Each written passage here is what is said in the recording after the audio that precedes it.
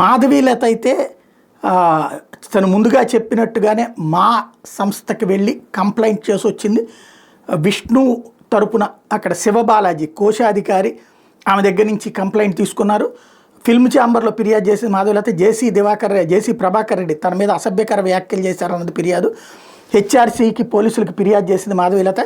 జేసీ ప్రభాకర్ రెడ్డి నా మీద దారుణంగా మాట్లాడారు, జేసీ వ్యాఖ్యలను ఇండస్ట్రీ ఖండించలేదు అన్నటువంటి ఆవేదన వ్యక్తం చేసింది. అందుకే మూవీ ఆర్టిస్ట్స్ అసోసియేషన్ ఫిర్యాదు చేశారని చెప్పింది. మా ట్రెజరర్ శివబాలాజీకి కాల్ చేస్తే స్పందించారు. నా ఫిర్యాదుని మంచు విష్ణు దృష్టికి తీసుకెళ్లారు. సినిమా వాళ్ళ మీద ఆరోపణలకు సంబంధించి ఈ విధమైనటువంటి వ్యక్తిత్వ హననం చేయడం సినిమా వాళ్ళ మీద ఆరోపణలు చేయడం సరికాదు, వ్యక్తిత్వ హననం చేయడం దారుణం అంటూ మాధవీలత ఈ సందర్భంగా వ్యాఖ్యానించింది. రాజకీయ నాయకులు ప్రజా సమస్యల మీద దృష్టి పెట్టాలి, వ్యక్తిగత జీవితాలపై మాట్లాడడం సరికాదంటూ ఈ సందర్భంగా మా తరపున శివబాలాజీ కూడా స్పందించారు.